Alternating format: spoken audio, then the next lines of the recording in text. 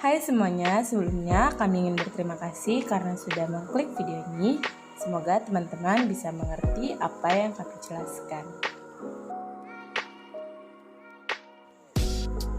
Kami dari kelompok 12 yang beranggotakan Julia Yosida Damanik, Nadia Angelika Puspita, Kizia Katrina Sibuan, Ruth Karina Sembiring, dan Yolanda Valeri. Baik, di sini kami akan membahas tentang cairan tubuh. Yang pertama, pengertian cairan tubuh. Cairan tubuh adalah larutan yang terdiri dari air dan zat tertentu. Cairan ini masuk ke dalam tubuh melalui makanan, minuman, dan cairan intravena dan didistribusikan ke seluruh tubuh.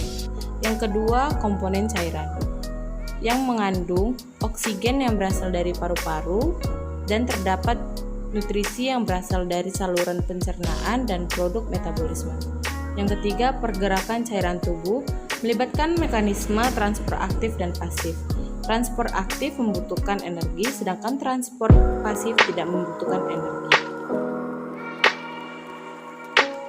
Selanjutnya, fungsi cairan dalam tubuh manusia ada 6. Yang pertama, menambah energi, meningkatkan fungsi otak, memperbaiki sistem pencernaan, memperbaiki pola makan, menjaga suhu tubuh, melancarkan peredaran darah.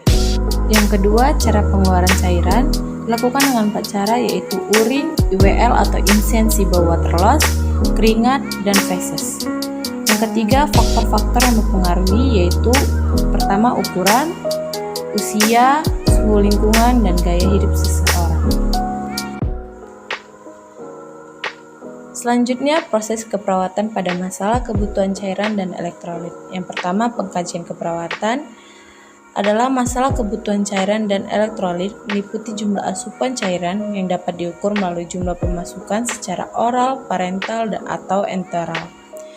Faktor yang berhubungan yaitu mempengaruhi masalah kebutuhan cairan seperti diet, sakit, lingkungan, usia perkembangan, dan penggunaan obat. Yang kedua, pengkajian fisik, yaitu meliputi sistem yang berhubungan dengan masalah cairan dan elektrolit, seperti sistem intake limen atau status turgor kulit dan endema. Yang kedua, sistem kardiovaskular, 3 sistem neurologi, dan sistem gastrointestinal. Selanjutnya, pemeriksaan laboratorium dapat berupa pemeriksaan kadar elektrolit, Na, K, Cl, berat jenis urin, analisis gas darah, dan lain-lain.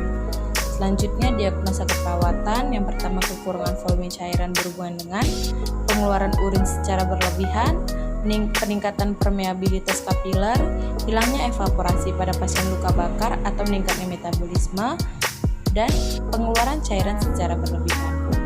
Kelebihan volume cairan berhubungan dengan A. Penurunan mekanisme regulator, B. Penurunan curah jantung, C. Gangguan aliran balik vena, D. Retensi natrium dan air. Selanjutnya, intervensi keperawatan, yaitu untuk mempertahankan volume cairan dalam keadaan seimbang, dan bila kekurangan volume cairan, lakukan rehidrasi oral atau parenteral, monitor kadar elektrolit darah, dan bila muntah, hindari minum teh. Selanjutnya, bila kelebihan volume cairan, lakukan pengurangan asupan garam, kurangi kontriksi pembuluh darah seperti memakai kaos kaki yang ketat, dan lakukan mobilisasi melalui pengaturan posisi. Selanjutnya, implementasi keperawatan dilakukan pada klien yang memerlukan cairan infus, dan pemberian cairan infus diberikan pada pasien yang mengalami nutrisi yang berat. Tujuannya untuk memenuhi kebutuhan cairan, elektrolit, dan infus sebagai pengobatan dan pemberian nutrisi. Selanjutnya, evaluasi keperawatan dinilai dari adanya kemampuan dan mempertahankan keseimbangan cairan dan elektrolit dapat ditunjukkan oleh adanya keseimbangan antara jumlah asupan dan pengeluaran. Elektrolit dalam batas normal, berat badan sesuai dengan tinggi badan, struktur kulit baik, dan tidak terjadi edema.